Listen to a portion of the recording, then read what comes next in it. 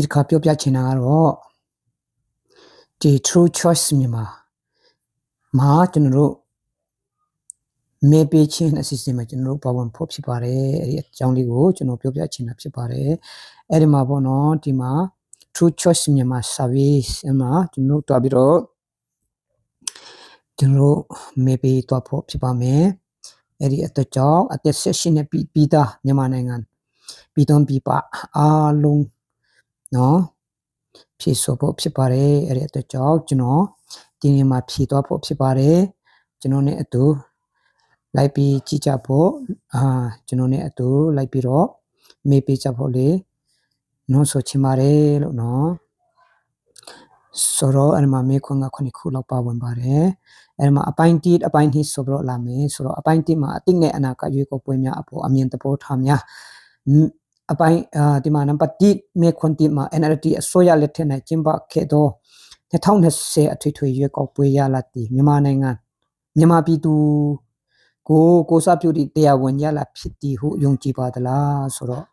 ဟုတ်ပါတယ် NLD အစိုးရလက်ထက်မှာကျင်းပခဲ့တဲ့2020အထွေထွေရွေးကောက်ပွဲရလာတာကျွန်တော်တို့မြန်မာပြည်သူကိုစားပြုတဲ့တရားဝင်ရလာဖြစ်ပါတယ်ဆိုတာယုံကြည်ပါတယ်ဒါပေမဲ့အဲ့ဒီကျွန်တော်တို့ရလာကိုတရားဝင်နော်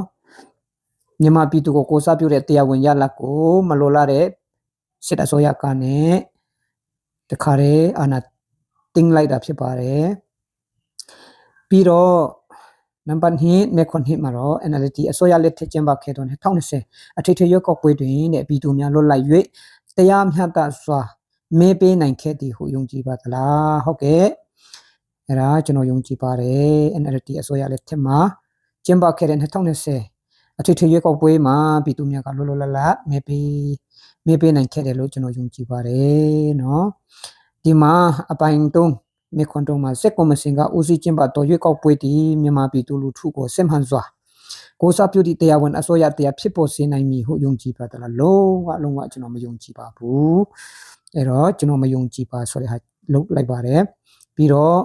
အပိုင်း4เนาะအပိုင်း4မဟုတ်ဘူးနံပါတ်4မေခွန်4မှာကိုစက်ကော်မရှင်ကဦးစီးကျင်းပမည့်ရွေးကောက်ပွဲများတွင်ပြည်သူများလွတ်လပ်၍တရားမျှတစွာမေးပေးနိုင်မည်ဟုယုံကြည်ပါသလားဆိုတော့မယုံကြည်ပါဘူးလို့เนาะကျွန်တော်မယုံကြည်ပါဘူး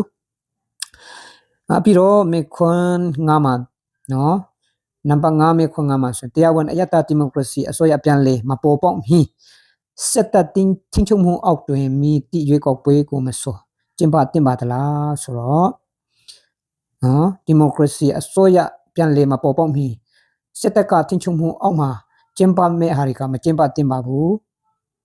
အဲ့ဒါကြောင့်ကျွန်တော်ကတော့မကျင်းပတင်ဘူးပေါ့နော်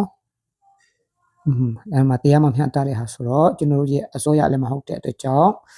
သူလုပ်ငန်းကိုသူမလုပ်ဘူးသူတာဝန်ကိုသူမလုပ်ဘူးသူတာဝန်မဟုတ်တဲ့ဟာကိုသူကလုပ်ချင်တဲ့အတွက်ကြောင့်အဲ့ဒါလုံးဝမကျင်းပတင်ဘူးဆိုတာပဲပြချင်ပါတယ်ဒီမှာအပိုင်းထိရောက်လာပြီပြည်တွင်းပြည်ပမှာရှိတဲ့မြန်မာပြည်သူများအမြင်ကျွန်တော်တို့ရဲ့အမြင်သဘောထားတွေကိုကျွန်တော်လုပ်ရမှာဖြစ်ပါတယ်နံပါတ်6မေခွန်း6နဲ့9ကိုဖြည့်ဆို့ပြီးမဖြည့်ဆို့မီတင်လက်စီနေထိုင်သည့်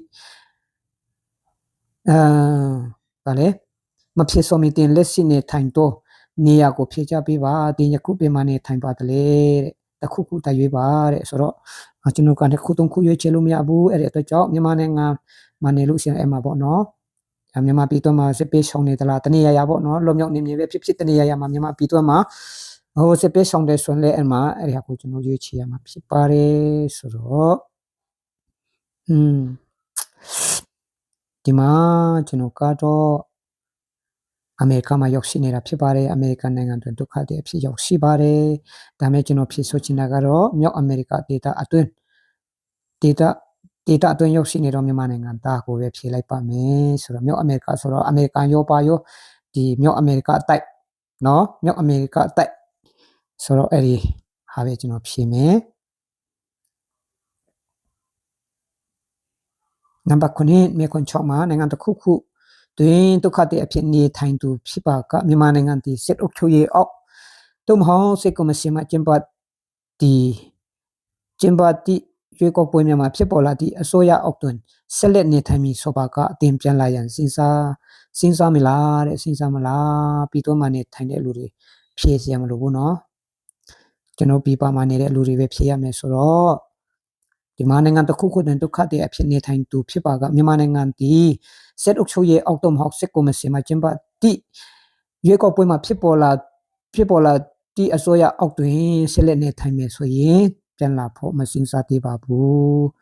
ပြန်မလာသေးပါဘူးเนาะပြန်မလာလို့ပါဆိုတဲ့ဟာပဲရွေးချယ်မယ်နံပါတ်10မေခွန်ခဏမှာနိုင်ငံတစ်ခုခုတွင်တဲ့ဒုက္ခတွေအဖြစ်နေထိုင်သူဖြစ်ပါကမြန်မာနိုင်ငံ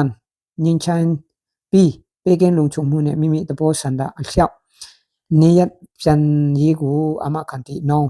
ဖက်ဒရယ်ဒီမိုကရေစီအစိုးရလက်ထက်တွင်တင်ပြန်သွားမလားတဲ့နော်ဆိုတော့တကယ်လို့ဒါမြန်မာနိုင်ငံငင်းချမ်းပြီးပေကင်းလုံခြုံမှုကိုပေးနိုင်တဲ့ဒီမိုကရေစီเนาะအမခန်တဲ့ဒီမိုကရေစီအစိုးရဖြစ်လာတဲ့အချိန်မှာဆိုရင်တော့ကျွန်တော်ရဲ့တဘောဆန္ဒနဲ့မိမိရဲ့တဘောဆန္ဒအရာနဲ့ကျွန်တော်ပြန်လာ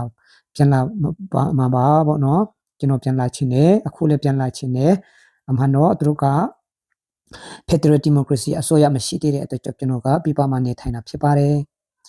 ဆိုတော့နော်ဒီမှာကပါလေအပိုင်း3ရောက်လာပြီလူဦးရေဆိုင်ရာနဲ့ကိုယ့်ရဲ့အချက်လက်မှာဆိုရင်နော်အမအသေးရွေးအုပ်စုကိုရွေးချယ်ပါတဲ့ကျွန်တော်ကတော့ဒီဟာလေးပဲရွေးမယ်ဒါပဲရွေးမယ်နောက်ကတော့မိမိနေရအဖြစ်အတိကခံယူထားတော့သို့မဟုတ်လက်ရှိနေထိုင်တော့တိုင်းဒေသကြီးပြည်နယ်ကိုရွေးချယ်ပါဆိုတော့လက်ရှိနေထိုင်တဲ့နေရာကတော့ဗာလဲကျွန်တော်ကတော့ပြပမှာရောက်တဲ့အတွက်ကြောင့်ကျွန်တော်မဖြေဆိုတော့ပါဘူးလို့နော်တာကဖြေကိုဖြေရမယ်တဘောဖြစ်တဲ့အတွက်ကြောင့်ဟုတ်ကဲ့ကျွန်တော်ချင်းဆိုတော့ချင်းကိုကျွန်တော်ရွေးချယ်ပြီးမှလုပ်ထားလိုက်ပါမယ်ဟုတ်ကဲ့ပြီးတော့ပါပြီဆိုတော့ဒီဟာလေးကိုကျွန်တော်နော်ဒါလေးကိုကျွန်တော်ရိုက်ထားပါမယ်ပြီးတော့ပါပြီเนาะဒီမှာပါလဲဆိုကျေးဇူးတင်ပါတယ် True Choice မြန်မာပြည်သူစန္ဒခံယူပွဲတွင်ပါဝင်ခြင်းဖြစ်မြန်မာနိုင်ငံ၏ဖက်ဒရယ်ဒီမိုကရေစီအနာဂတ်ကိုပုံဖော်ရတွင်တန်ဖိုးထားအဖို့တန်တော့အခန်းကဏ္ဍမှာတင်ပါဝင်လိုက်ပါပြီဟုတ်ကဲ့ပါကျေးဇူးတင်ပါတယ်ထပ်တူထပ်မြတ်ပါပဲဒီ program လေးတွေကိုလုပ်ပေးတဲ့အတွက်လည်းအင်မတန်မှကျေးဇူးတင်ပါတယ်เนาะဟုတ်ကဲ့ကျေးဇူးတင်ပါတယ်အလုံးပဲမင်္ဂလာပါနောက်မှပြန်တွေ့ကြမယ်ပေါ့နော်အလုံးလုံခြုံပြီးတော့ကျမချမ်းသာကြပါစေလို့မြန်မာနိုင်ငံသားကဘာတူကဘာနိုင်ငံအတီးတီးမှရှိတဲ့မြန်မာပြည်သူပြည်သားများအလုံးကိုဒီကနေ့နှုတ်ဆက်ပါရအောင် bye bye နော်